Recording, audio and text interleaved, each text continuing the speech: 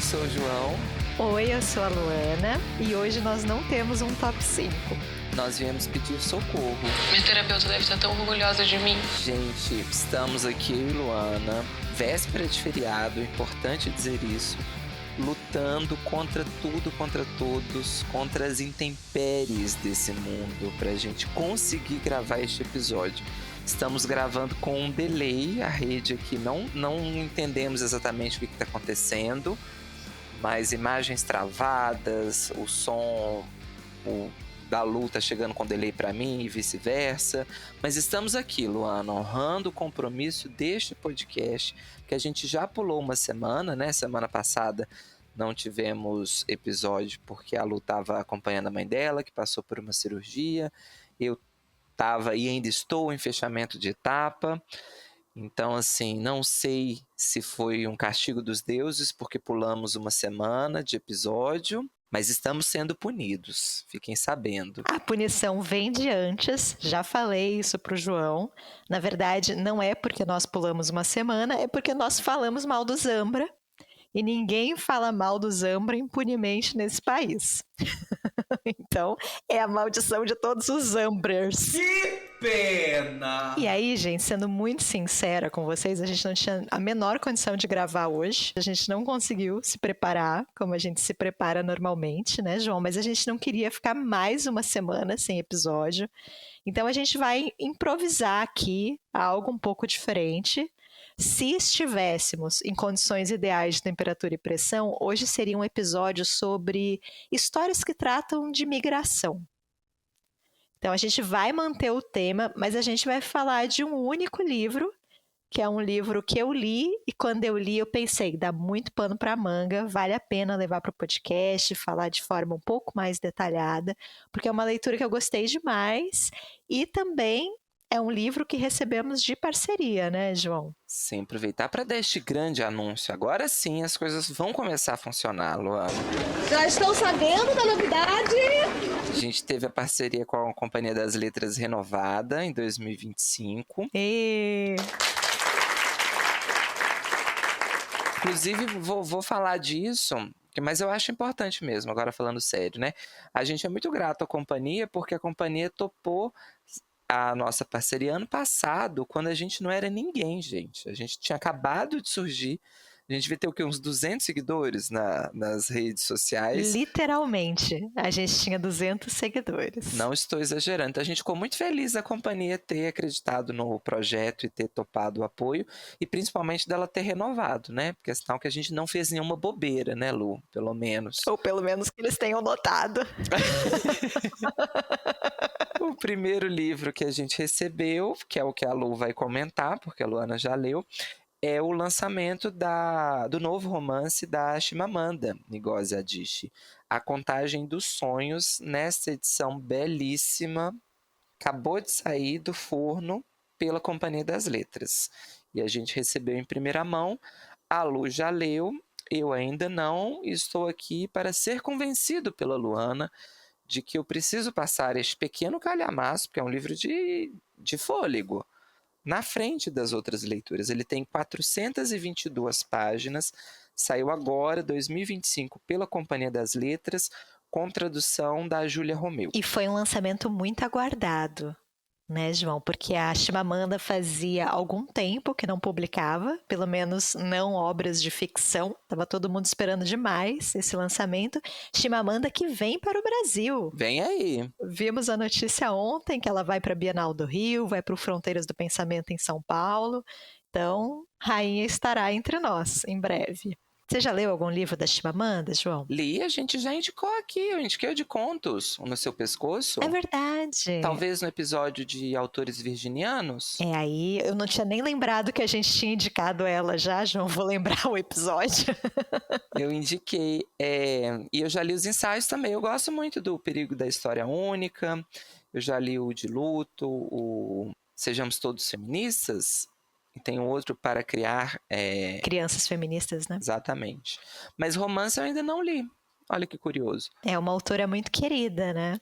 E eu estava muito ansiosa, então pulei tudo, coloquei a leitura na frente e vou tentar trazer para vocês aqui. Tentei dividir, tentei organizar. É um livro grande, é um livro que trata de muitos assuntos, tem muitas temáticas, inclusive várias temáticas sensíveis aqui. Mas vamos ver, eu estava muito ansiosa para trazer esse livro para vocês e para apresentá-lo para o João também. Vocês estão preparados?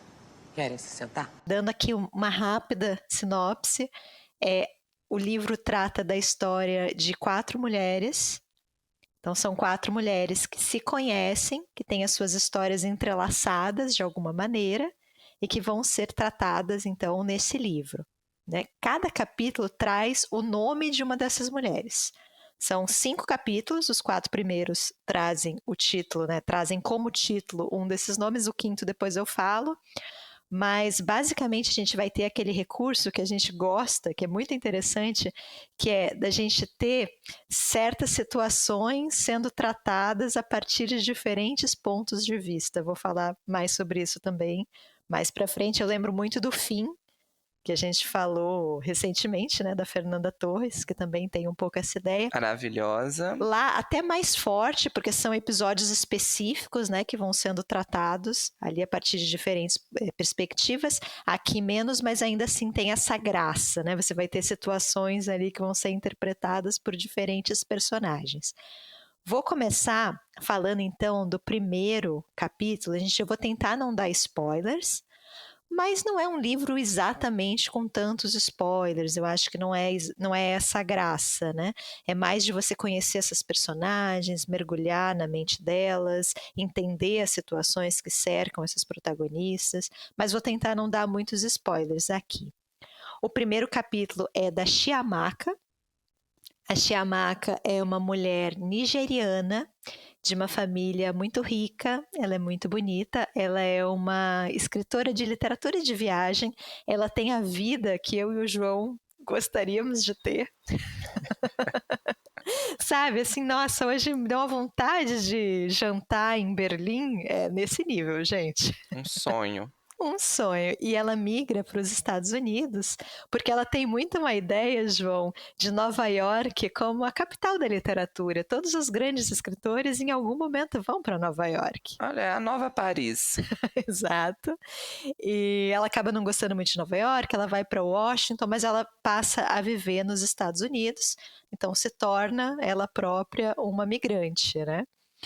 E a história dela, o livro começa no momento da pandemia, o que para mim já foi bem curioso, porque vejam, já passou tempo suficiente para a pandemia virar objeto literário, né? Eu tomei um certo susto, assim, este grande tempo fora do tempo que nós vivemos, né, durante a pandemia. A Chiamaka está em pandemia, está em isolamento social, e aí ela começa a relembrar a sua vida, avaliar o que ela viveu até então. Ela é uma mulher já de mais de 40 anos e a Chiamaka, ela sempre teve um grande sonho, um grande desejo, que é se relacionar com alguém. Ela queria compartilhar a sua intimidade, ela queria ter ao lado dela um homem que a conhecesse profundamente. Esse foi o grande sonho dela, ela teve vários namorados, mas nenhum deles deu certo, a gente sabe disso desde o início. E aí ela faz algo que eu tenho certeza que vocês também fizeram na pandemia, que é dar uma pesquisada. Tava todo mundo, né, com menos coisa para fazer, passando por crises existenciais, todo mundo foi olhar umas fotos, né? Será que aquele antigo namorado casou? Como será que ele tá hoje em dia? Coloca o nome no Jus Brasil. Ver se tem alguma coisinha ali. E aí ela faz isso, né? E a partir daí ela vai contar pra gente sobre algumas dessas relações. Então a gente vai ter aqui alguns flashbacks, né? E eu trouxe para vocês 2 dessas relações, porque eu acho que elas conversam e se espelham de alguma maneira. Acho que é interessante aqui para análise. A primeira é com um homem chamado Darnell. Ele é um professor universitário, né, dos Estados Unidos, e ela vai manter com ele uma relação abusiva. Porque o tempo inteiro ela vai se sentir intimidada por ele. Ela vai ter medo de expor opiniões. Ele é muito inteligente, muito intelectualizado. Os amigos dele são muito inteligentes. Então ela tem medo de cometer erros ou simplesmente falar algo que desagrade ele de alguma maneira, né? Então ele o tempo inteiro diminui, humilha ela. E tem uma parte que eu achei muito forte, que depois, né, que essa relação já acabou, ela vai conversar com uma amiga, e a amiga fala que até o tom de voz dela mudou, se relacionando com esse cara. Porque ela passou a falar de forma muito mais introvertida, muito mais baixa. Então a gente vai ter esse retrato de uma relação abusiva, né? E ele é abusivo em todos os sentidos, assim. Ele tripudia dela porque ela é de uma família rica, porque ela veio da Nigéria. Então o tempo inteiro ele brinca, que entre muitas aspas, de que a família dela é rica, possivelmente porque a família dela vendeu os antepassados dele. Né, já que ele é um homem negro dos Estados Unidos, e ele fala isso num tom de pilhéria, né? Tá num grupo de amigos, vou fazer essa piada, obviamente uma piada boa para se fazer, né? Num círculo aqui de pessoas. É uma relação muito, muito, muito difícil mesmo. Em algum momento ela se vê livre, né? Ela tem esse livramento, ela termina com ele. E aí, logo depois, ela passa a se relacionar com um outro homem, que se chama Chuka. E ele é nigeriano, de uma família muito tradicional nigeriana. Ele é o genro dos sonhos da família da Chiamaka. E a Chiamaka até brinca que assim, ela sempre quis se casar, né? E a família dela, ela tem uma ótima relação com a família. A família sempre quis que ela se casasse também. E a família tinha muitas exigências quando ela era jovem. Então a família queria que fosse um homem nigeriano, da etnia, que é a etnia deles, né, que é a etnia Igbo, que fosse católico, que tivesse curso superior, que trabalhasse, que ganhasse bem. E aí, com o passar dos anos, a família foi diminuindo as expectativas. Então não precisava mais ser Igbo, nigeriano tá ótimo. Quer saber? Africano, de um modo geral, já atende. Não, assim, ó, sendo negro, tá ótimo já. Sendo homem, tá maravilhoso. Qualquer um aí que você achar, uma pessoa tá ótimo. Não vamos exigir muita coisa, né? Estando vivo, né, já cumpre esses requisitos. E aí, quando ela já estava mais velha, quando ninguém mais esperava nada dela, ela encontra esse rapaz que é tudo que a família dela sempre quis. E ela se sente até meio desconfortável. Nossa, eu queria outro perfil, né? Eu queria um ato de rebeldia, que eu queria um homem diferente, mas ela encontra esse cara, o Chuka, e ele é muito correto com ela. Ele é muito respeitoso, né? Ele é muito tradicional, muito certinho, né? Não é exatamente o perfil que ela costuma se relacionar, mas ele era muito legal com ela. Só que aí, e aqui é um dos pontos que eu queria destacar nesse livro, porque eu achei muito complexo e muito bem construído pela Chimamanda a relação anterior, que foi uma relação abusiva, e outras relações que também não foram muito legais, deixaram marcas na Chiamaka.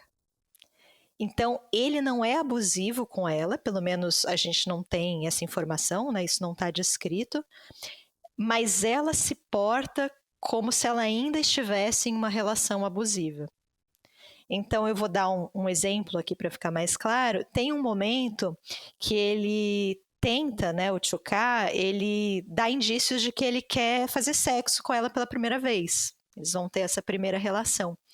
E ele tenta ali, né, e ele não pressiona, não é nesse sentido, mas ele dá indícios ali de que ele quer que aconteça, e ela não quer ter essa relação. Mas ele é tão legal, ele é tão correto com ela, é justo que ela tenha relação com ele, né? É justo que ela retribua a gentileza dele. Né? Então, veja, ele não exigiu isso, não veio por parte dele, mas ela vem dessa relação em que ela tinha que agradar sempre, em que existia sempre muito esforço para que ela agradasse, né, o parceiro. Então, ela não consegue exatamente se desvencilhar dessa ideia. Isso se a gente não pensar numa pressão social, né? em que as mulheres precisam agradar os seus parceiros, precisam estar sexualmente disponíveis. Essa conversa ainda existe, né? Que o homem tem desejos, os homens têm impulsos, eles precisam ser atendidos, né? Então ela faz sexo com ele. E eu acho muito perspicaz da Chimamanda para mostrar como isso é complexo, né? Como essas relações abusivas elas causam marcas na gente. Como a gente não consegue se livrar desses paradigmas, né, desses traumas de forma tão simples, mesmo que a pessoa com a qual a gente está se relacionando seja legal. Né? E aí, gente, ainda pensando sobre essa questão das marcas que uma relação abusiva deixa na gente, ou até uma leitura nossa de mundo, ela não está muito apaixonada por ele. Ele não é exatamente o que ela queria. Apesar dele ser um cara legal, não bateu, sabe? Não é a paixão. Mas ela tem medo de terminar, porque sabe Deus os homens que ela vai encontrar por aí? Será que ela vai encontrar outro cara tão legal quanto ele? Então ela tem um pouco esse dilema, né, de terminar ou não, de garantir uma pessoa legal do meu lado ou tentar, né, encontrar um grande amor. Eu acho uma personagem muito interessante. É uma personagem, ela vai tratar de temas pesados, uma relação abusiva, né, por exemplo, mas é muito Sex in the City, sabe? É ela saindo e se relacionando. E aí entra o que eu falei sobre a questão de a gente ter outros pontos de vista que depois vão ser trazidos, né? Ela tem uma funcionária, uma moça que trabalha na casa dela, chamada Kadiatou, e ela vai olhar para tudo isso, para essas escolhas, né, da Chiamaka, e vai dizer: menina, isso aí, ó, esse homem que você está idealizando, ele simplesmente não existe, você nunca vai ficar com ninguém, porque nunca ninguém vai ser bom o suficiente. Né? E tem inclusive uma sugestão que eu acho interessante, que é: a Chiamaka é uma grande leitora, João. Ela lê muitos romances, ela foi criada nesta cultura literária do amor desenfreado, da paixão sem limites. Então tem aqui também uma sugestão de uma personagem que, de alguma forma, tem o seu senso de realidade distorcido pela literatura, numa tradição maravilhosa aqui do Don Quixote, né, da Madame Bovary. Então tem uma leve sugestão. Eu ia falar da Madame Bovary. Exatamente, tem uma tradição literária aqui que eu acho que a Chiamaka é herdeira. Bovarista. O grande sonho dela é se relacionar com alguém, né? É viver um grande amor. Tem uma outra personagem depois, a prima dela, que vai falar com ela, vai falar: mas meu Deus, por que você tem tantas relações? Por que você continua tentando tão desesperadamente? E aí ela fala isso, né? Sempre sonhei em ter alguém do meu lado que me conheça profundamente. E aí a prima dela fala: eu te conheço profundamente. Você tem várias amigas que te conhecem profundamente. Aí ela fala: não, mas tem que ser um homem. Só um parênteses, é bem bovarista mesmo, então, né? Porque a Emma Bovary também, ela fica procurando esse ideal de amor ali, né? Trocando diamantes durante um momento da narrativa. E precisa ser um homem, né? E precisa ser na relação. Você não pode encontrar isso num círculo de amigos ou num círculo familiar ou de alguma outra maneira, né? Então é essa personagem muito sonhadora, muito romântica, no fim, né?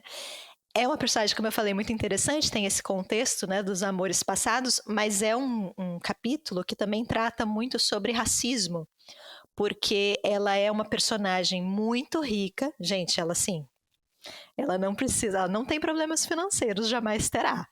A família dela é riquíssima, o pai dela adora ela, a mãe dela adora ela, então assim, ela tem todos esses problemas nem chegaram a existir, na verdade, e mesmo assim ela não tem todos os acessos, João.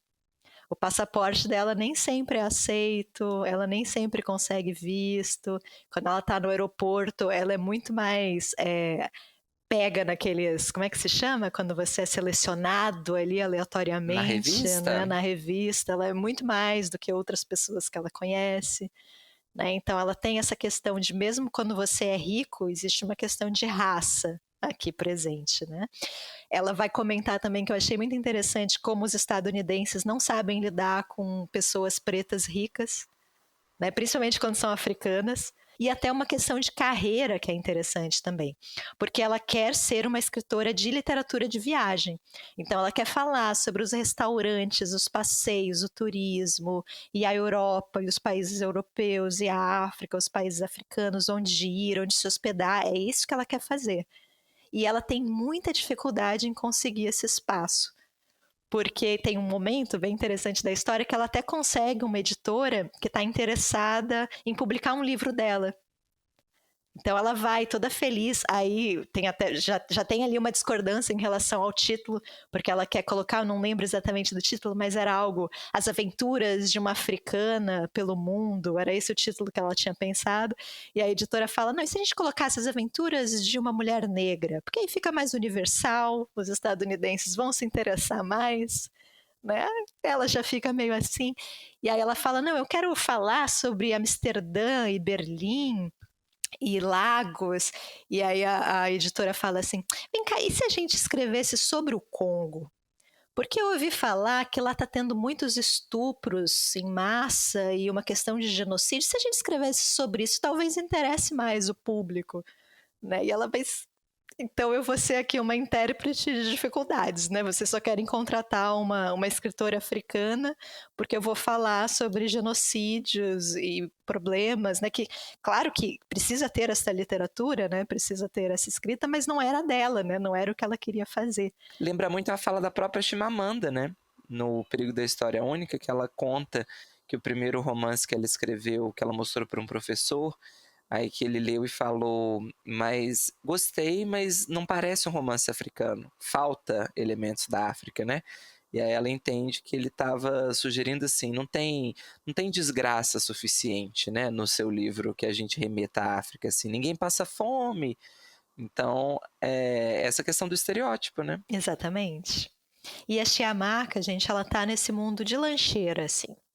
Ela tá para curtir. Tem um momento que eu acho maravilhoso que ela vai contar de uma dificuldade que ela teve durante a adolescência, João, que é uma dificuldade que deve ser muito, muito, muito perturbadora mesmo, que ela era bonita demais. Então ela tinha muito medo de em algum momento não ser tão bonita e aí as pessoas não tratarem mais ela tão bem. É a problemática da mulher bonita, eu acho que precisa ser levada em conta também, né? Sofre bullying por ser bonita demais. É isso. Mas esse é o primeiro capítulo, gente. E todas as outras personagens vão estar ligadas a Chiamaka. Então ela é um pouco aqui o elo, né? A maneira como essas personagens são aglutinadas. Mas é um ótimo capítulo, escrito em primeira pessoa aqui. Gosto muito, muito mesmo desse primeiro capítulo. Acho que começa muito bem. E aí, a gente vai ter o segundo capítulo, que é focado na Zicora. A Zicora é muito amiga da Chiamaka, elas são melhores amigas, ela é advogada, e a Zicora, ela tem sonhos muito tradicionais. Ela sempre sonhou que a vida dela iria ser uma linha reta, carreira, casamento e filhos. E ela quer exatamente nesta ordem.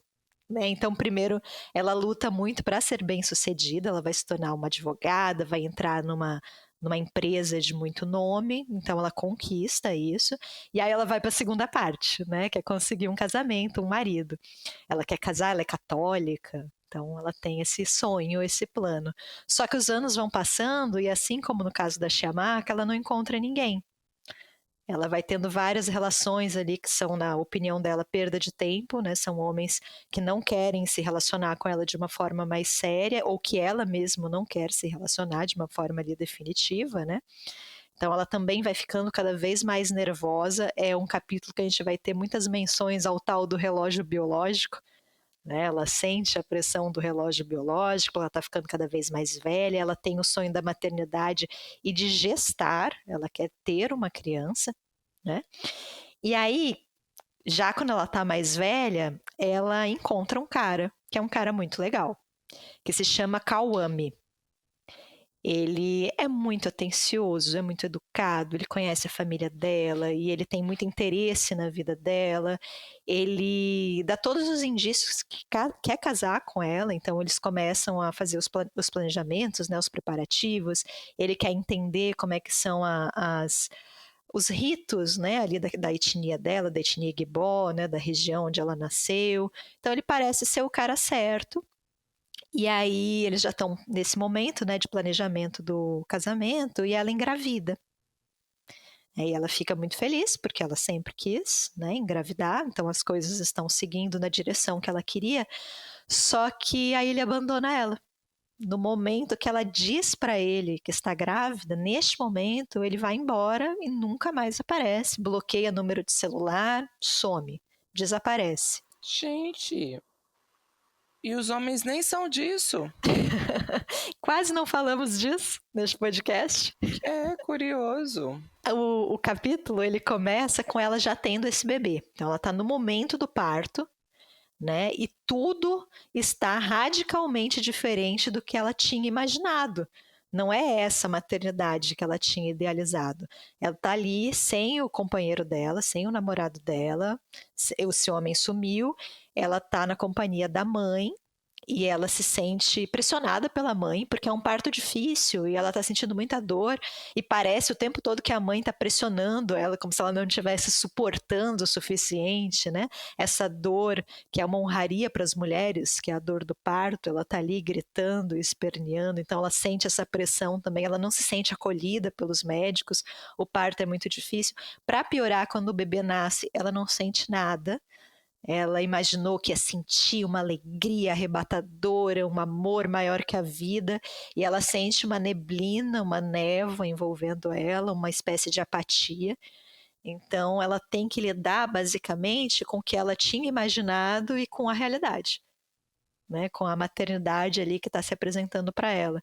É muito interessante também, a gente vai sabendo em flashback, né? A gente vai saber da relação dela com Kawami em flashback, também de como ela leva a vida profissional dela, porque existe essa pressão, como que ela vai manter a carreira estando grávida e depois tendo um filho, né? Tendo um menino.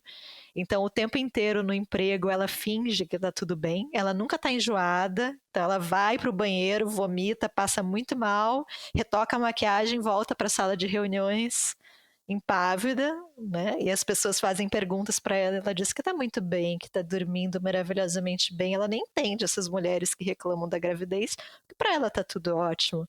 Né? E na verdade é a imagem ali que ela tá tentando manter. É curioso que ela brinca, não sei se é uma brincadeira, acho que a palavra não é essa, mas ela mente, ela diz que ela nem parou de beber bebida alcoólica, que ela acha que isso é uma bobagem das mulheres, mas numa tentativa de mostrar que a gravidez nem é tudo isso, né? Que é só um momento, é um fato ali, como outro qualquer, né? Não é para ser levado tão a sério, mas na verdade ela tá levando muito a sério, ela não tá bebendo, mas é a imagem que ela quer passar ali num ambiente muito masculino, né? Com muitos homens. Então, como ela vai levando a carreira dela aqui também é uma questão. Esse capítulo, ele trata muito sobre maternidade, óbvio, né? Essa relação que ela vai ter com o bebê e também a relação com a mãe. Eu, inclusive, gosto mais do arco que envolve a mãe dela, que é um processo também de descoberta. Ela vai descobrir e aprender muitas coisas sobre a mãe que ela não tinha ideia. Um pouco nessa ideia, nesse conceito, né, de que a gente conhece muito pouco as nossas mães e a gente julga muito as nossas mães. A gente tem uma tendência a comprar as histórias dos pais, né, a ficar mais do lado dos pais, que são muito mais legais, são muito mais descolados, né? Então, ela com a própria maternidade, ela vai entendendo melhor a mãe. Eu acho que isso é muito bem explorado. Mas talvez seja o capítulo que eu menos gosto aqui, porque eu acho, deixa eu pensar muito direitinho como é que eu vou falar isso, mas eu acho a forma como ela engravida meio esquisita. Você sabe como as pessoas engravidam, né, Lu? Como que é, João? A cegonha. O que você achou esquisito? Não é por sorteio? Não é pela cegonha? É o seguinte, vou tentar contextualizar aqui. Um dia ela tá no banheiro, escovando os dentes, e aí ela fala pro namorado, vou parar de tomar a pílula. E ele fala, tá. Pare de tomar a pílula. É só este belo refrão, João. Eles nunca mais conversam sobre o assunto. E aí ela engravida. E não é justificado por que a personagem toma essa decisão? Olha, é justificado num sentido de ela tinha muito medo que ele negasse. Então ela fala meio ao passant, assim, porque aí nem dá chance dessa discussão acontecer, né? Mas eu acho duas coisas. Primeiro, eu acho um pouco esquisito, eu acho estranho em relação a essa personagem específica, porque ela é muito correta. Ela tinha um plano na cabeça dela. Trabalho, casamento, filhos. Por que ela teria o filho antes do casamento? Eu acho que é pouco condizente com a construção da Zicora aqui. Mesmo entendendo que é um desejo muito grande, que ela tem medo que ele não tope a paternidade, mas ainda assim eu acho um pouco esquisito. E também porque eu acredito entender que seja uma discussão sobre o abandono parental que está sendo feita aqui. Né? A gente falou isso num episódio muito recente, né, João? Os homens fogem, essa é a sociedade que a gente construiu, os homens vão embora. E aí eu acho que esse ruído de comunicação, essa falta de comunicação, perturba um pouco essa discussão. Eu acho que atrapalha. E assim, não estou passando pano pro Kwame, a pessoa horrível. Eu acho que assim, gente, vamos deixar claro aqui que o bebê, a partir do momento que existe, passa a ser uma responsabilidade dos dois. Ele, né, eu não quero de forma alguma justificar a ação dele. Mas eu não entendo muito bem essa construção de por que precisa existir essa comunicação meio truncada, do ponto de vista da narrativa mesmo, né, da construção dos personagens, eu achei meio esquisito, assim. Mas é isso, assim, eu acho que no fim isso não tira o fato dele ser um babaca, né, dele ter ido embora e ter deixado a namorada sozinha. Eu acho que não justifica de forma alguma a ação dele. Só não entendo muito por que isso está aqui na história, tá? Por que foi construído dessa forma. Mas escolhas, né? Julgamentos pessoais aqui. E essa é a história da Zicora, né? No fim, ela vai ter como rede de apoio a mãe e as amigas, né? A própria Chiamaka. Então, um pouco essa ideia também de mulheres, no fim, que se apoiam, né? E um fun fact aqui, algo para colocar que não tem muito a ver com o livro, mas tem. No final do livro tem notas da autora, né? Um texto ali que a Chimamanda fez para acompanhar a edição, e ela fala que na concepção dela, na leitura dela, este é um livro sobre maternidade. Né, sobre a mãe dela especificamente, e ela até brinca assim que ela tem certeza que ninguém vai ler dessa forma, que ela acha que os leitores não vão perceber isso porque não é tão explícito, mas para ela é um livro sobre a mãe, porque ela escreve esse livro em um momento de luto. A mãe dela morreu, a mãe da Chimamanda, então ela escreve essa história. E eu acho que nesse capítulo eu entendo o tema da maternidade. Eu acho que aqui é muito forte e é muito amarrado. Aqui eu acho que isso é bastante explícito. Mas esse é o segundo capítulo, então, né? O capítulo da Zicora. E aí a gente vai para o terceiro capítulo, que é, gente, uma das coisas, até gaguejei aqui porque fico nervosa. É uma das coisas mais destruidoras e incríveis que eu já li na minha vida, assim. É um capítulo de uma mulher chamada Kadiatou. E aqui sentem que lá vem história, porque agora eu vou ficar 20 horas aqui falando sobre essa mulher para vocês. Quem é a Kadiatou? Ela é uma mulher que nasceu num país africano da África Ocidental chamado Guiné-Conakry, e ela vem de uma aldeia de uma etnia Fula. Ela é de uma família conhecida, tradicional, mas uma família pobre. O pai dela vai morrer muito cedo, ele morre num deslizamento, numa mina. Ela vai casar, né? A família vai escolher um marido para ela, ela vai casar ainda jovem, esse marido também vai morrer numa mina. Então a gente tem aqui uma ideia de repetição mesmo, principalmente quando a gente está falando de um contexto social, né? Bastante específico. E aí, ela está grávida quando o marido morre, de uma menininha que ela chama de Binta. E aí, mais ou menos nessa época, quando o marido morre, ela vai se virar, né? Ela vai trabalhar em restaurante, ela vai tentar conseguir dinheiro ali para sustentar a família, né? A filha. E mais ou menos nessa época, ela reencontra um amor de infância, um namoradinho que ela teve quando criança, que migrou para os Estados Unidos. E ele meio que convence ela a migrar também, porque lá ela teria acesso a coisas que ela não tem na Guiné, e principalmente a Binta teria esses acessos. Ela poderia ter uma educação de melhor qualidade, né? Eles vivem ali na Guiné numa região muito pobre, né? Então, para a Binta seria bom, né? Em questão de educação, de saúde. E aí ela decide ir. Ela vai migrar de forma legal, então ela tem a documentação, ela consegue a documentação, e aí ela se muda para os Estados Unidos junto com a menininha dela.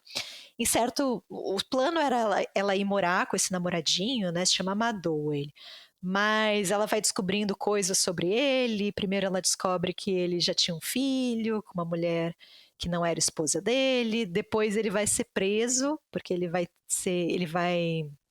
ser pego com maconha, então ele vai ser preso por porte de drogas. Mas ele parece um cara legal, assim, eles continuam juntos, mesmo depois de todos esses problemas, só que ela fica sozinha, né? Ele vai ser preso e aí ela precisa se virar, e ela vai trabalhar como camareira em um hotel em Washington, vai ganhar dinheiro, vai alugar um apartamento para ela e para Binta, e ela vai adorar isso. Ela vai descobrir ali a sua própria autonomia, né, a sua própria independência. É muito legal ver ela se descobrindo ali, né, como a chefe da família, como essa pessoa, né, que realmente proporciona para Binta coisas que ela não teve acesso. Então a gente está falando sobre literatura que tragam, livros que tragam o tema da migração. Aqui é muito bonito, porque ela se sente muito satisfeita, assim, ela fala, eu acho muito bonito a forma como ela fala, ela diz que fica muito satisfeita de poder ter dado os Estados Unidos de presente para a filha dela.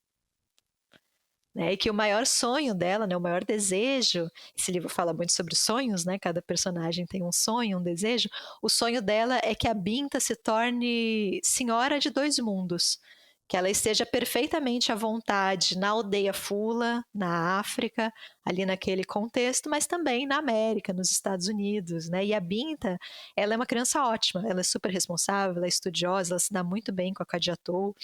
Então, tudo está indo bem, tudo está indo conforme ali os planos da Kadiatou. Até que sempre tem né, o mas, o até que, e agora alerta de todos os gatilhos do mundo, gente, porque a história vai ficar muito pesada. Um belo dia, a Kadiatou, ela está trabalhando no hotel, né, e ela é pedido a ela que ela limpe um determinado quarto daquele hotel, que é o quarto mais espetacular, o quarto VIP, a suíte presidencial ali do lugar, né? E avisam ela, falam, o hóspede já saiu, você pode ir ali limpar. Ela vai, antes de entrar ela bate, né, processo ali, assim que faz, né, então ela pergunta, né, fala, camareira, né, ela se anuncia, ninguém responde, ela entra, só que quando ela entra, o hóspede tá lá.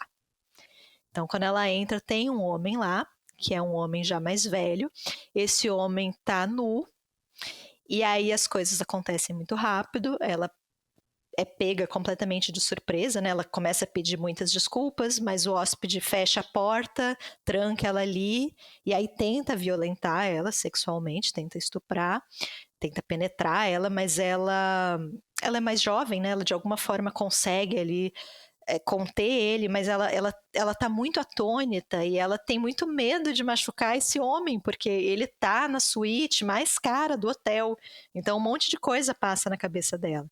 Ninguém vai acreditar nela, né, que ela vai perder o emprego, então tá tudo acontecendo muito rápido. E aí esse homem acaba, acho que não vou dar detalhes aqui, acho que não importa, mas ele consegue de alguma forma forçar ela a fazer sexo oral, né? E aí tudo acaba muito rápido, ele faz sexo oral e aí ela consegue finalmente sair do quarto, né? Acontece tudo em 10 minutos. Menos de 10 minutos.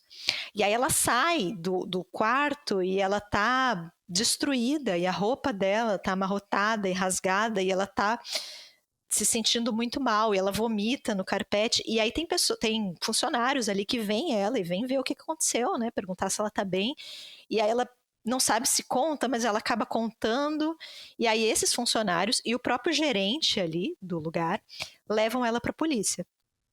Fala, não, você precisa dar queixa, é importante, a gente precisa fazer isso. Então ela não sabe muito bem o que ela quer, ela está em absoluto estado de choque, mas esses funcionários levam ela para a polícia, né? E aí ela passa por todos os constrangimentos, gente, de ter que dar o depoimento dela para um policial homem, e aí depois ela vai para o exame de corpo e delito, então ela faz tudo isso, ela precisa deixar tudo lá, então as roupas, a bolsa, tudo meio que vira prova ali, né, guardado pela polícia. Ela precisa depois voltar no hotel, contar exatamente onde que aconteceu, e aí tem o lugar do chão onde ela vomitou, e ela conta que os policiais vão lá, cortam o carpete e levam aquilo de prova também. Então ela passa por todo esse processo, finalmente ela é liberada, né, e ela volta para casa dela. E aí, esse homem que estuprou ela é preso. Só que o que acontece? Ele é uma pessoa muito importante. Ele é um figurão, é um político importante, e aí essa informação vaza. Não era para vazar, mas de repente se torna pública, e aí ela vai dormir na casa dela, e quando ela acorda tem 50 milhões de jornalistas na porta dela, e a foto dela está em todos os noticiários de TV, e acontece ali um verdadeiro circo midiático, porque esse homem é muito conhecido.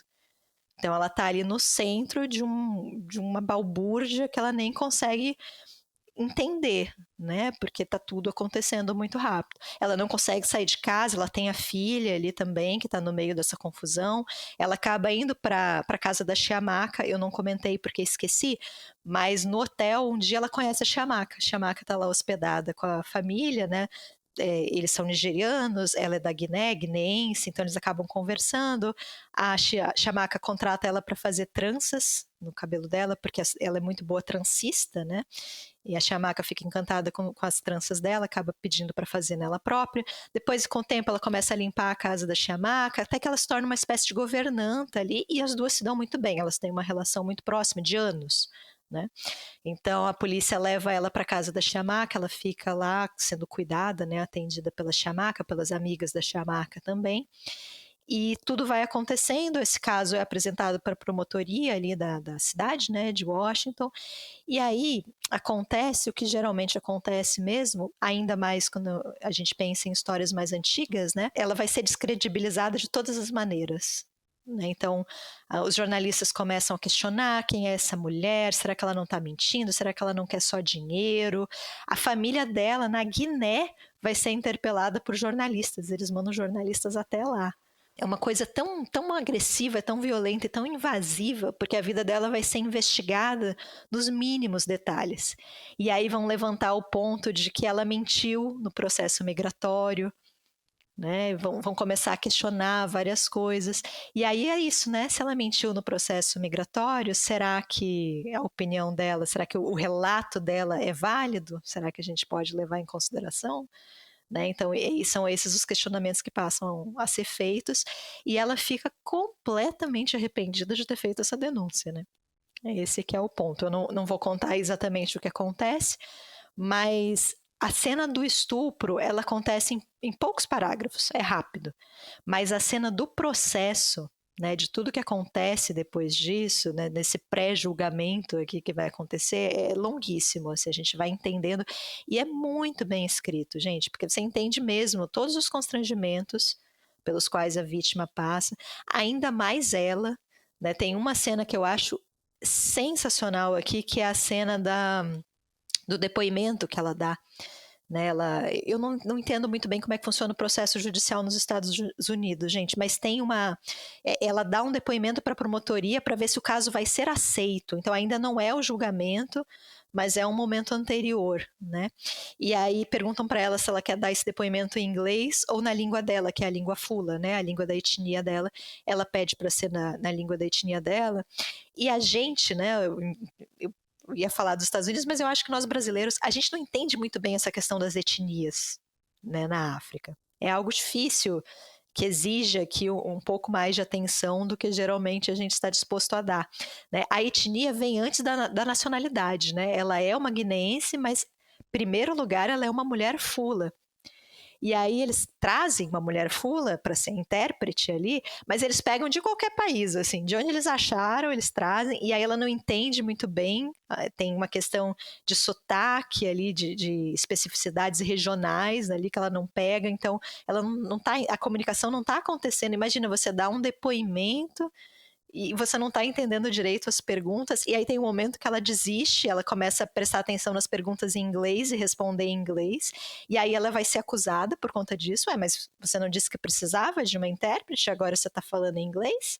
Por que você pediu uma intérprete? Só porque você sabia que demorava para encontrar uma pessoa que falasse full? Você queria ganhar tempo? É isso que você queria? E o tempo todo ela vai ser cobrada e questionada, e como todo o ônus da prova recai sobre ela, né? Ela que vai ser investigada, é a reputação dela que vai ser julgada ali pelas autoridades, né? Por esse sistema. E tem coisas nesse capítulo, gente, que eu acho de uma magnitude. Por exemplo, ela não entende muito bem, pensando do ponto de vista cultural aqui, o que vai acontecer depois? Bom, ok, a gente vai para o julgamento, talvez ele seja condenado. E aí, se ele for condenado? Bom, se ele for condenado, você ganha uma soma em dinheiro, né? E aí vai ser questionado por que os Estados Unidos associam sempre, indubitavelmente, justiça com dinheiro. E eu achei esse questionamento tão interessante, gente, porque é assim que o nosso sistema judiciário funciona. E eu entendo por que ele funciona assim, afinal, vivemos numa sociedade capitalista, né? Mas não é interessante isso? Então, ele vai pagar um dinheiro para ela e aí a justiça vai ser feita. E cai num lugar, eu acho que a gente tem visto vários casos, assim, principalmente de estupro, né?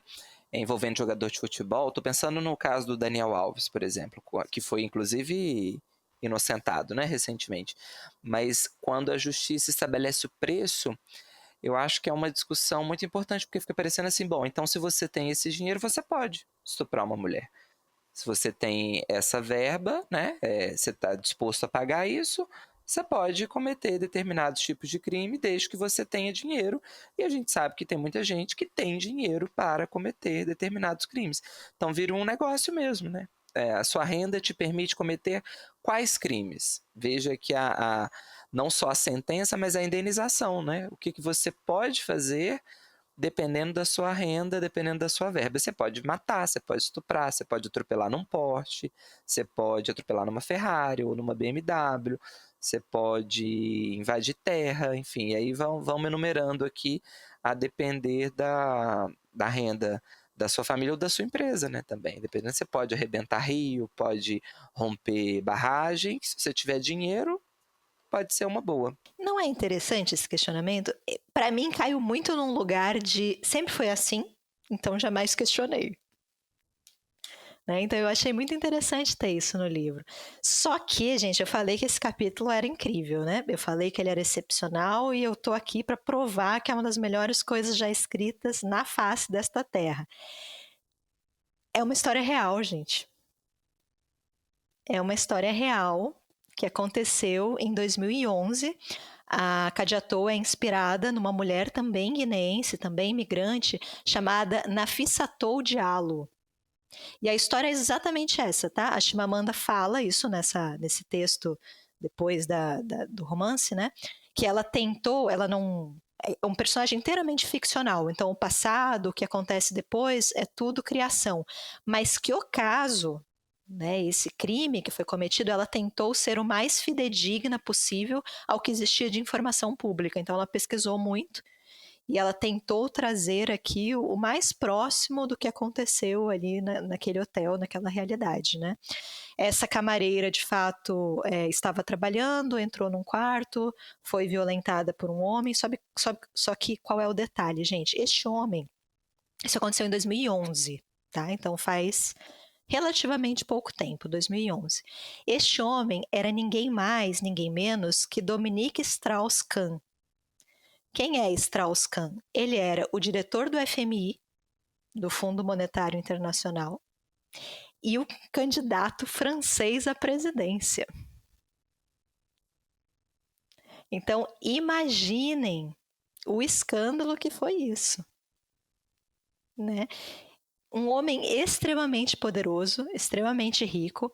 Ele foi preso e foi assim algo muito midiático mesmo. Ele é preso e ele está entrando num avião, ele é algemado, porque isso vira muito munição na mão dos opositores políticos. E vira um espetáculo, né? Todo o processo todo. E saiu em todos os noticiários, isso aconteceu em Nova York.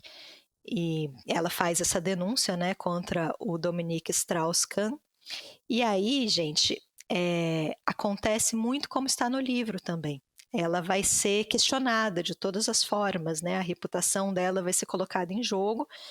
Eu vou contar o que acontece no processo real, porque não é a mesma coisa que acontece no livro, tá, gente? Então, fico aqui tranquila de dar spoilers aqui, porque a história é ligeiramente diferente. Como eu falei, o início e o fim, ela muda, né? Ela mantém aqui o crime e o processo, né? Mas ela vai ser acusada, então, né, de mentir em relação ao processo migratório dela. Ela tem muita dificuldade, mesmo nos depoimentos, nas entrevistas. É assustador, gente. Um monte de gente te fazendo perguntas num idioma que não é o seu, muita pressão, numa coisa extremamente delicada, né, sensível. Então, ela vai ser acusada de mentir, e aí é maravilhoso. Assim, maravilhoso não é a palavra, é tristíssimo. É construção, né? Porque, vejam só, eu vou tentar explicar o que aconteceu, apesar de ser inexplicável, apesar de não ser possível conseguir dar essa explicação para vocês. Mas esse caso é apresentado para a promotoria e não vai ser aceito, ele vai ser arquivado, então nem chega a se tornar um julgamento, né? Vai ser arquivado antes disso. Porque, como ela mentiu no processo migratório, ela não é uma testemunha confiável, o relato dela não é confiável. Vai ser esse o argumento que vai ser feito, porque, segundo o promotor, quando você tem uma acusação de estupro, a única forma de você definir se aquilo foi ou não consensual é através do relato da vítima. E se a vítima não tem credibilidade, então o que a gente faz? É a única forma que a gente tem de saber, é através do relato. Então o relato dela vai ser totalmente invalidado. E, assim, essa história é toda horrível, mas uma coisa que eu queria pontuar aqui, bastaria só o relato, tá, gente? Mas ela tinha o laudo médico, ela fez perícia. A perícia constatou que ela tinha uma lesão na região da vagina e ela estava com o ligamento do ombro rompido. Então vejam que parecia realmente algo ali diferente do que aconteceu naquele quarto de hotel, né? Porque qual foi a alegação do Strauss-Kahn? Que foi consensual. Eles nunca se viram antes, né? Os dois alegam isso, que eles nunca tinham se visto antes. Então, em 10 minutos, aquele homem horrível, assim, eu sei que a gente não deve falar do corpo das pessoas, gente, mas pelo amor de Deus, ele foi bastante desfavorecido. Aquele homem tenebroso convenceu aquela moça jovem e bonita de transar com ele no hotel, em 10 minutos. Sendo que ela saiu daquele quarto com o ombro deslocado? Como que é possível isso? E ele nem alega que pagou, porque ele poderia falar isso, né? Que ele pagou para ter essa relação, só que ele não faz isso porque tudo dela foi pego pela polícia, né? Então ele nem precisa, né? É tão cômodo que, assim, ninguém vai duvidar da fala dele. Então, assim, ele não precisa justificar. É ela que tem que justificar, porque ela que tem que provar que ela foi vítima, né? Ele não precisa justificar como que ele supostamente seduziu essa moça, porque quem vai questionar a narrativa dele? Gente, tinham todas as provas, tinha a perícia médica, ela foi coletado o esperma dele, né? Enfim, não tinha assim. Os colegas de trabalho testemunharam que ela de fato estava muito abalada, né? Teve a polícia, os policiais que atenderam ela, e mesmo assim o processo foi arquivado. Ai, que coisa horrorosa, gente. É um horror, né? A Chimamanda vai falar que é um caso muito emblemático, porque foi muito grande, né? Para a gente entender, foi pré-Me Too, ela até coloca isso, né? E para a gente entender muito como funciona, né? Como que as vítimas de agressão sexual são tratadas pela mídia, pelo sistema judiciário, e como a gente tem essa interseccionalidade da migração com gênero e raça, né? Se ela fosse uma outra mulher com outro perfil, talvez a história corresse de uma forma diferente, né? E a Chimamanda, ela fala que quando ele foi preso, ela achou aquilo um absurdo, né? Ninguém deveria ser preso daquela forma, com algemas. A gente já atribui uma culpa, né? Quando você faz isso com uma pessoa, quando você expõe essa pessoa dessa forma. Mas ela ficou muito impressionada com a prisão. Ela falou, nossa, isso aqui é Estados Unidos. Isso aqui jamais aconteceria na Nigéria. Que legal esse país. Que incrível esse país, né? Que um homem tão poderoso assim é preso dessa forma. E aí depois ela percebeu que esse sistema realmente não está ali para favorecer mulheres como a Nafissatou Diallo, né? Principalmente se for uma mulher negra imigrante, né? Exatamente. E a história não acabou. A história do livro acabou, né, que é retratado, mas eu queria só comentar algumas curiosidades aleatórias que eu achei pesquisando sobre esse caso, né? Tem várias matérias de jornais brasileiros aqui falando sobre isso.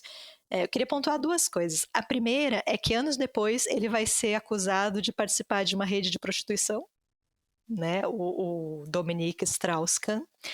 Isso foi um processo que ele sofreu na França. Aparentemente, você pagar por sexo não é crime na França, mas você participar de qualquer ponto ali da logística, digamos assim, né? Então, você aliciar meninas, você deslocar essas meninas. Eu acho que no Brasil é assim também, não é? Tanto a prostituição quanto me fugiu a palavra, mas quem paga, né, por um serviço sexual não é crime, mas é crime você explorar o trabalho, né, de um profissional do sexo, você cafetinar, você aliciar, né? Então, mas me parece que é isso. Se tiver um advogado aí nos ouvindo, nos esclareça se falamos bobeira aqui. Uhum. E até sobre os casos que eu estou citando aqui, tá? Porque a justiça estadunidense e a francesa tem diferenças aqui em relação... Então, eu não entendo a brasileira, imagine as internacionais, né? Então, se eu falei alguma bobagem, gente, tentei pesquisar aqui as matérias da época, mas me corrijam aí se eu estiver incorrido aqui em alguma informação. Mas ele vai ter essa acusação, né? E ele vai assumir que, de fato, ele participou de muitas festas. Isso aconteceu, eu não anotei, mas se eu não me engano, é entre 2008 e 2011. Quer dizer, mais ou menos na mesma época que acontece ali o caso da Nafissatou também, né? Ele participava de muitas orgias, de muitas festas, então ele pedia desculpas, né? Ele sentia muito, principalmente em relação à esposa, mas as pessoas precisam entender que na época ele estava sob forte pressão, porque tinha tido a quebra dos Estados Unidos, 2008, aquela recessão econômica, e ele fala isso, gente, ele estava muito ocupado tentando salvar o mundo. Então ele precisava dessas festas, dessas orgias, entendeu? A gente não estava sendo empático com ele. E o problema não seria a festa nem a orgia, né? Que é o que ele acha que é um problema. Ele fala que era uma falha moral dele. E não é isso. Ninguém está criticando a sua moral. Nossa, e como é curioso, a gente vai para outro lugar agora, assim, pegando esse gancho, mas tô achando o livro dela muito atual, muito contemporâneo, né? Pegando questões aqui, a flor da pele, assim, no calor do momento. Mas esse exemplo que você deu, eu fiquei pensando como é fácil para as pessoas que são pegas em determinadas situações criminosas darem a carteirada da moralidade, e é curioso como é até paradoxal, né? Porque a pessoa ela usa o discurso da moralidade, ela vai ter esse apoio de uma camada muito forte da população, mas ela usa o discurso da moralidade falando assim, eu falhei, mas a moralidade é incrível, né? Então, assim, é muito, não sei se ficou claro o que eu quero dizer, assim, você dá a carteirada da moralidade para comprar uma população que você sabe que vai seguir essa cartilha também, mas você dá a carteirada dizendo assim, eu mesmo não dei conta, mas eu reconheço a importância de você ser assim, né? E aí todo mundo vai falar, nossa, que homem incrível que ele é, coitado. Um trabalhador da família, né? Tava num momento difícil. Tava num momento difícil. E aí eu queria só destacar, o João já vai chamar o jurídico aqui para falar, mas eu vou ser muito cuidadosa, João, presta atenção. Eu achei um texto de opinião escrito pelo Reinaldo Azevedo, da época. Eu não vou emitir julgamento de valor. Você vai comentar o texto do Reinaldo Azevedo. Eu só vou ler para vocês o que está escrito. Nunca imaginei que citaríamos Reinaldo Azevedo neste podcast. É um retrato da época. Porque, assim, ele fala que ele finalmente foi inocentado, né? Ele não foi inocentado, o processo não foi aceito, mas, enfim, ele foi inocentado. E o Reinaldo Azevedo sabia desde o primeiro dia que aquela mulher era uma vigarista. Que não tinha como essa história ser verdade. né? E eu acho bastante curioso porque a gente não precisa saber desde o primeiro dia, né? Para isso que serve o julgamento. Só queria deixar isso aqui. E ele fala que esse caso, eu anotei aqui, gente, ó, presta atenção agora, que este é um momento histórico aqui. Ele fala que tudo isso que aconteceu não passa de uma manifestação do fascismo do politicamente correto.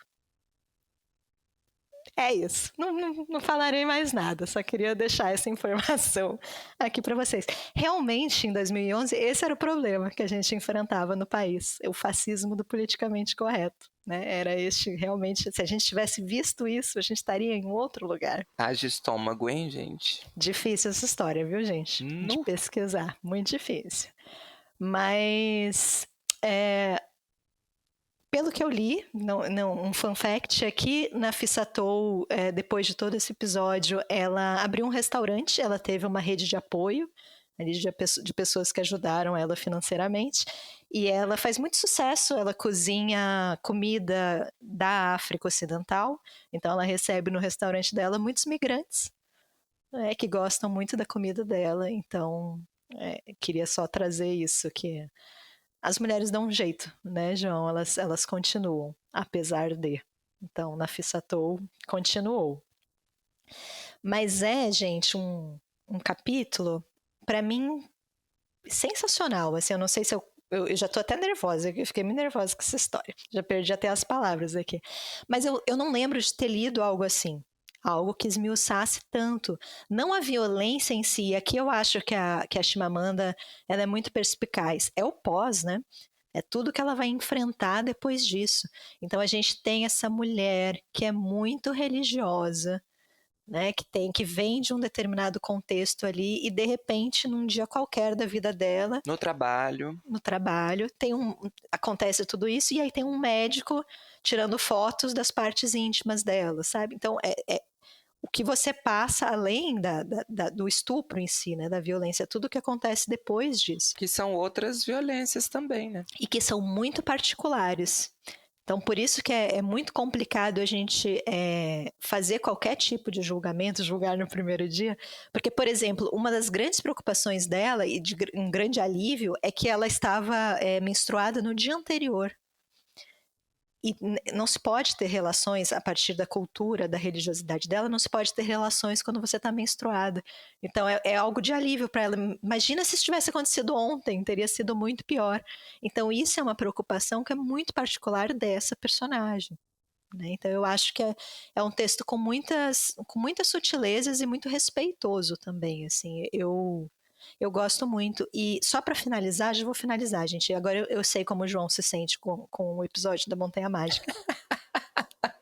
Nesse texto, no final do livro, da Chimamanda, ela fala algo que eu achei bonito, que para ela, o objetivo da arte é olhar para o mundo e ser comovido por ele. E a partir daí, interpretar e questionar esse mundo.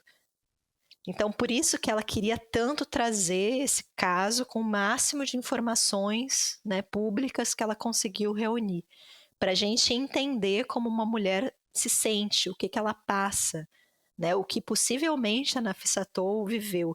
Ela fala que isso é algo muito poderoso da literatura porque é capaz de devolver dignidade para algumas pessoas. Né? E eu acho que isso tem muito a ver com algo que a gente já falou aqui, que é que histórias que você está contando. Né? Você retratar figuras que são marginalizadas, né? Ou que são silenciadas de alguma forma. Eu acho que a Chimamanda tem, obviamente, esse objetivo com a literatura dela. Né? Ela é muito consciente não só do poder que ela tem quando ela traz essas histórias, mas também do alcance que ela tem, né? Com a literatura dela. E ela fala algo que eu achei bem interessante também, que é esse processo de humanizar a personagem. E aqui a gente tem duas leituras, né? É humanizar porque humaniza o nosso olhar. A gente olha para histórias assim de uma forma mais humana, de uma forma mais empática. Mas também humaniza a personagem porque a gente entende que a Kadija Tou e todos nós somos figuras ambíguas, nós somos figuras complexas e imperfeitas. Né? E que a perfeição não deveria ser um pré-requisito para você fazer uma denúncia. Então é claro que ela já mentiu, é claro que ela fez coisas erradas, obviamente, né? E em que momento que isso depõe contra uma denúncia de estupro, né? O que uma coisa tem a ver com a outra, basicamente. Então eu acho que o humanizar, que eu gosto muito de como ela interpreta o humanizar, porque é isso, é tornar essa personagem humana e passível de erros, de falhas, né? E ainda assim trazer um relato que precisa ser levado em consideração. Então eu acho um capítulo muito bem construído, gente. Gosto demais de todo esse capítulo. É o terceiro capítulo e para mim é o melhor do livro. E aí, depois de 1 hora de episódio, vamos pro quarto. Acho que o quarto vai ser menor porque eu também não gosto muito dele. Que é o de uma moça chamada Omelogor. E eu acho interessante, ela é prima da Chiamaka e ela tinha potencial. Eu acho interessante porque, assim, o tempo inteiro as outras personagens, as outras mulheres do livro, dizem que ela é muito difícil de definir. É uma pessoa estranha, é uma pessoa incomum. E aí eu acho muito inteligente da Chimamanda deixar o capítulo pro fim. Porque a gente, como leitor, vai ficando muito curioso também. Quem é essa mulher? Quem é Omelogor, né? E a gente vai descobrir que ela também é da família da Chiamaka, né? Também Igbo, nigeriana. Mas ela é uma mulher muito ambiciosa, João. Ela nunca teve sonhos de casamento, de filhos. Ela sonha em ganhar muito dinheiro. E aí ela vai trabalhar no mercado financeiro. Ela vai trabalhar num banco e ela vai descobrir, nas palavras dela, as cavernas onde as fortunas nigerianas são criadas. E ela vai se tornar uma especialista em fraude. Ela vai fazer melhor do que ninguém. Fraudes, licitações fraudulentas, empréstimos fraudulentos, lavagem de dinheiro, desvio de dinheiro público para benefício de particulares, não só dela, né, mas do banco como um todo ali, daquelas figuras do CEO, dos diretores, dos políticos que procuram esse banco. E é um pouco a ideia de, é assim que o sistema funciona, então por que ele não pode me beneficiar também? Né? Por que só vai beneficiar os outros? E tem o fator dela ser a única mulher. Nessa caverna onde as fortunas nigerianas são criadas, todos são homens. E ela é a única mulher. Então tem muito também aqui uma descrição de como ela vai se relacionando com os homens, de como ela aprende a lidar com os homens, né? Que tom de voz usar. Então eu acho isso também bastante interessante. Isso eu adoro, tá, gente? Toda essa parte as descrições, como essas fraudes são realizadas, acho incrível. E acho muito bom que a gente tenha uma personagem feminina cuja principal característica é ser ambiciosa, que não é lá tão comum. Então ela é essa personagem que quer muito ganhar dinheiro e ela ganha muito dinheiro, vai morar numa casa belíssima, vai dar uma vida ótima para toda a família dela. Em algum momento ela passa a ter crises morais, crises de consciência. Aqui que eu acho que a história me perde um pouquinho, porque ela vai ter crises de consciência, ela vai ver muitas pessoas passando dificuldade, vai pensar sobre a desigualdade e as injustiças do mundo, e aí ela cria um fundo de investimento. Na verdade ela não cria, ela desvia dinheiro. Parte do dinheiro que ela desvia, ela coloca nesse fundo, que tem como objetivo ajudar mulheres empreendedoras. É a nossa Emília Pérez. Exatamente. Nossa, muito, João. Sabe que nome que ela dá para esse fundo? Não é Emília Pérez, mas poderia ser. É Robin Hood. Mas humor. Temos humor. E ela justifica assim, né? Que ela tá fazendo humor. Mas eu acho meio bobo, gente. Sinceramente, eu achei meio besta, assim. Eu acho que... Entendi. Até pode extrapolar de que, olha só, essas pessoas que desviam dinheiro também fazem qualquer doação e pode ser a doação mais besta do mundo, isso já aplaca a consciência, né? Eu acho que a leitura pode ir por esse caminho, mas ainda assim Robin Hood foi um pouco demais pra mim, assim. Eu acho que eu preferia a personagem com outras soluções, talvez. Eu acho um pouco infantil, não sei. E aí ela também tem uma questão de... ela, em algum momento, ela decide se afastar um pouco do trabalho, tirar uma espécie de sabático, não é exatamente um sabático porque ela vai estudar, mas ela se afasta ali do trabalho dela momentaneamente, depois ela volta. Ela decide fazer uma pós-graduação nos Estados Unidos em estudos culturais e ela quer estudar sobre pornografia.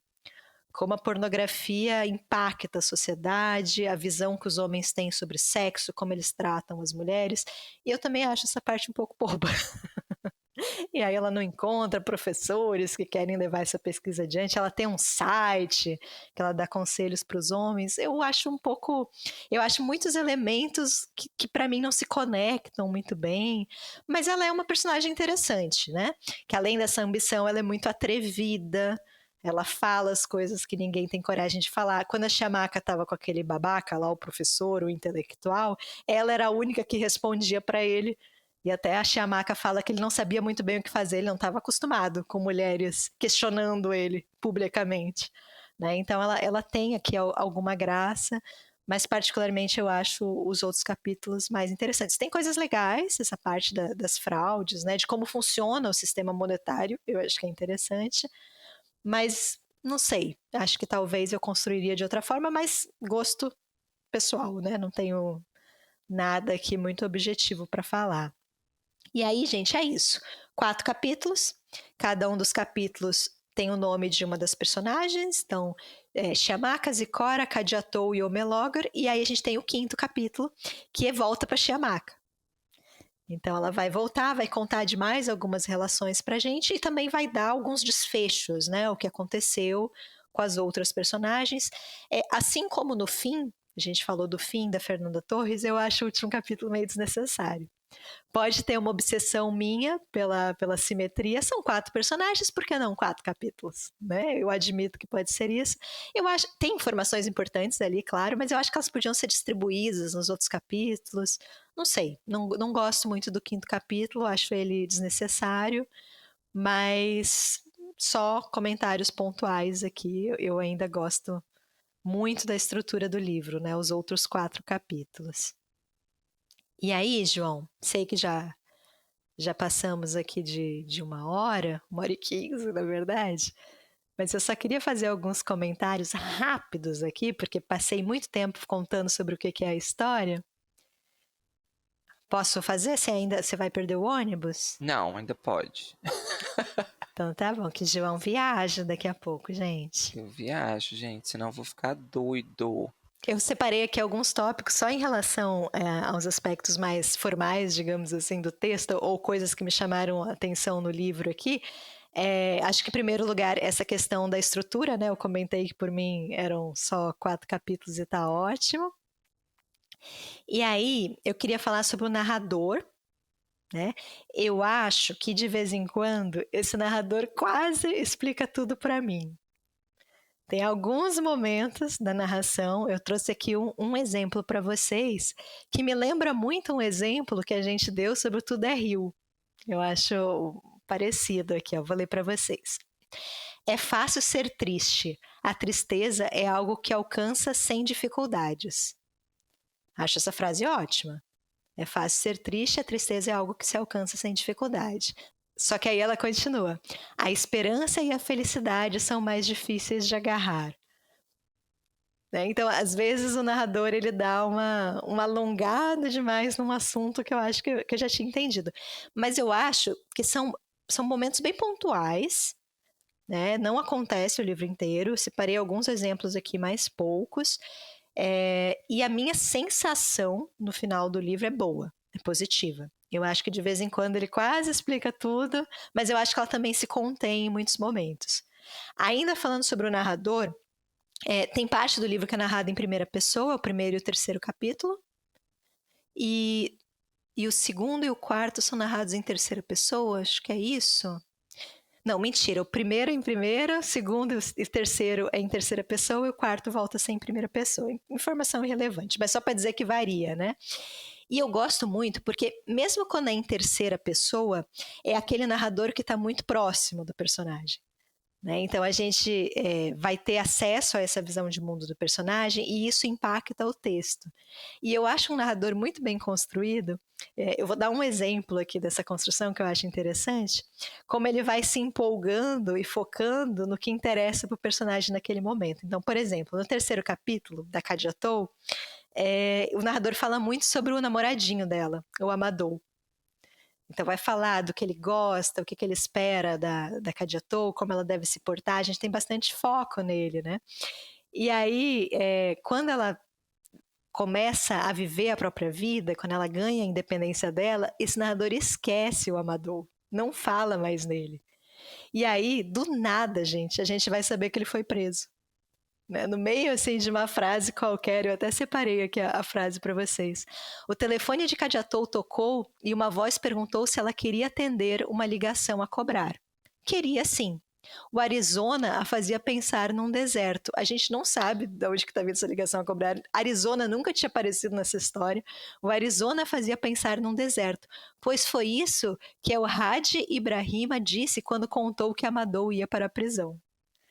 Então, assim, o Amadou já foi lá no passado e mesmo assim isso não foi mencionado na história, porque o foco narrativo naquele momento são as conquistas da Kadiatou. É o que ela está vivendo. Então eu acho um narrador muito, muito interessante, assim, ele é realmente muito próximo, ele se apaixona pelas causas dos personagens que ele está narrando, sabe?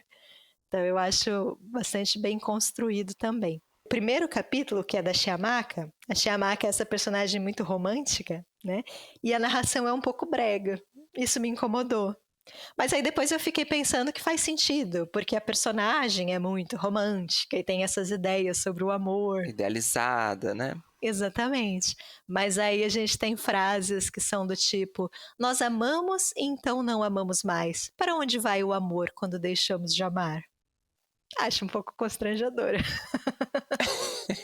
Talvez tenha me apaixonado naquele dia. O amor acontece muito antes de o chamarmos de amor, sabe? Eu acho um pouco, não sei.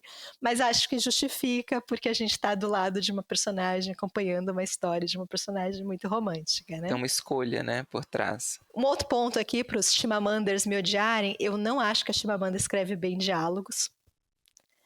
Eu acho os diálogos um pouquinho artificiais, né?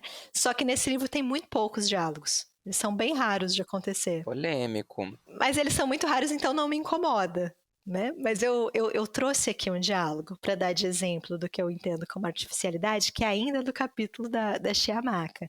Ela está conversando com um dos seus namorados, né? Com um dos seus amantes.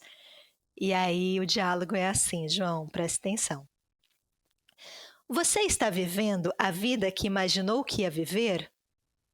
Não, mas quem está? Acho que algumas pessoas estão. Algumas pessoas acham que algumas pessoas estão. O que quer dizer que ninguém está? Isso é deprimente. Eu acho reconfortante. Preciso acreditar que algumas pessoas estão, senão qual é a razão disso tudo? Não te ajuda a saber que o mundo está cheio de pessoas mais tristes que você? Mas não sou triste, eu só sonho. Eu acho um pouco difícil. Um pouquinho artificial, né? Mas como eu falei, são muito poucos os diálogos no livro, então é algo bem pontual, assim. E por último, prometo que agora é a última coisa, eu acho muito interessante que a Chimamanda, tô adivinhando aqui, em fonte de vozes da minha cabeça, mas eu acho que ela tem um fascínio muito grande pela linguagem e por questões semânticas e por questões de sintaxe, porque em muitos momentos do livro, ela vai chamar a atenção para os significados de algumas palavras. Eu acho muito interessante isso. O próprio narrador chama atenção, os personagens. Então, por exemplo, a Chiamaka, tô voltando muito no capítulo dela, né? Ela vai falar que a família dela sempre quis que ela encontrasse um homem que a sustentasse. E olha que palavra esquisita, sustentar a mulher, parece que a mulher é um teto, né? Que precisa de uma viga, precisa de uma estrutura ali. Inclusive, assim, um baita trabalho de tradução, imagino. Porque tem vários momentos aqui que eles vão pegar palavras. A Omelogor, ela vai falar muito sobre expressões do inglês, né? Que ela acha curiosa, que ela critica, que ela tem ali ela é uma personagem muito sarcástica, né? Muito irônica. Então a gente vai ter isso em vários momentos do texto. E até, João, em relação à estrutura de frases, que eu acho muito interessante. A personagem da Zicora, vou dar um exemplo aqui, ela está conversando com a mãe. A Zicora é a moça que queria ter filhos, né? E que é abandonada pelo namorado e acaba tendo o filho sozinha junto com a mãe, né? E aí ela está conversando com a mãe e a mãe está falando sobre o pai, né, da Zicora. E aí a mãe fala assim: seu pai é um bom homem, disse a mãe dela. Não é um homem ruim, acrescentou, como se isso fosse mais palatável. Eu acho tão interessante essa construção, porque ela fala primeiro, seu pai é um bom homem. Na verdade, o seu pai não é um homem ruim. Ela muda, né? Ela corrige a E frase. dá uma diferença, né? Uma coisa é uma pessoa ser boa, outra coisa é ela não ser ruim, né? Poderia ser pior, mas até que ele não é ruim. E eu penso muito, lendo a Chimamanda, naquela ideia de que não existem sinônimos, né? Cada palavra ela tem exatamente o seu significado, né? A gente, quando é nativo, quando é fluente, a gente sabe que as palavras não são substituíveis, né? Tenho uma curiosidade para você, Luana, já que eu tô aqui só caladinho hoje, gente. Minha participação hoje aqui ela é só simbólica, estou só ouvindo, Luana. Mas essa figura de. Vou usar meu. Ai, já tô até virando o olho para cima. Mas meus dotes professorais é uma figura de linguagem, Luana. Sabe como se chama? Como, João? Litotes ou litotes, que é quando você afirma pela negação. É quando você fala assim, ela não era feia, quer dizer, ela é bonita, mas você entende também que não é belíssima, né? Assim, fica ali no meio do caminho entre um eufemismo e uma ironia, né? Aceita as duas pronúncias, litotes ou litotes. Olha aí, minha grande contribuição para este episódio, é isso. Eu achei uma contribuição maravilhosa. Você já pode usar. E ela faz isso de forma muito natural, muito orgânica. Essa brincadeira do questionamento dos significados, da estrutura das frases, ela vai fazer isso outras vezes também. Para mim, isso denota, né, fonte minha imaginação aqui, que ela realmente tem não só um cuidado, mas um gosto pelo texto. Né? Aquela pessoa que constrói o texto de uma forma... Ela está claramente se divertindo, né? Escolhendo as palavras, construindo aqui como cada frase vai ser dita. Então, eu gosto muito disso no texto da Chimamanda também, exceto nos diálogos. Mas é isso. Contagem de sonhos, o título, né? Como eu falei, esses sonhos, né, dessas mulheres, dessas personagens. Tem também uma brincadeira aqui hoje eu que estou usando a palavra brincadeira, que geralmente pertence ao João, né, João? Estou repetindo brincadeira o tempo todo.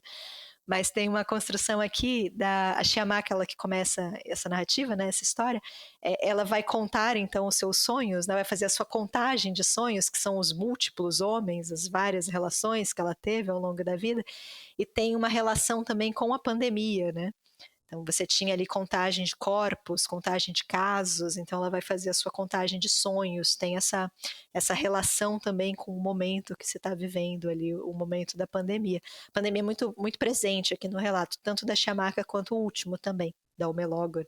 Ela vai comentando sobre o avanço da doença, quais as notícias que chegam, como as informações vão mudando, né? Então, no início, ninguém se preocupava na Nigéria, porque imagina, isso nunca iria chegar na Nigéria, de repente chega, né? Então, tem essa curiosidade também, né, da pandemia. Mas é isso, gente, já estou ficando rouca aqui, já falei demais. Muito obrigada pela paciência. Espero que eu tenha conseguido comentar aqui, explicar por que eu me apaixonei tanto por esse livro. Eu acho um livro incrível, eu acho que ele trata de tantos temas, gente. Vai falar sobre migração, mas também sobre racismo, sobre violência contra a mulher, sobre a saúde da mulher. Tem tem vários pontos aqui que eu não comentei, tá, gente? Mas são vários temas aqui que são abordados, e acho que a Chimamanda é uma baita escritora, assim, eu gosto demais dela. Então fica aqui a super recomendação do Contagem dos Sonhos. Calhamaço, sim, mas precisava ser calhamaço, assim. São muitas mulheres, né? Luana aqui honrando os leitores de calhamaço. Esse ano eu tô muito leitora de calhamaço. Queria dizer aqui que eu tô exemplar. Beijo pra Mônica, nossa amiga leitora de calhamaço. E queria dizer que um beijo pra Mônica. E queria dizer que agora tá 1-1. Porque eu me estendi com Montanha Mágica, agora a Luana se estendeu com a Contagem dos Sonhos. Se vocês lerem, venham conversar comigo, porque eu tô o próprio meme, né, do pensava 80% do tempo e nos 20% restante torcia para alguém puxar o assunto. É isso que tá acontecendo comigo, gente. Então venham falar de Contagem dos Sonhos comigo. É isso. Um beijo da Anitta. Arrasou, Luana. Me convenceu.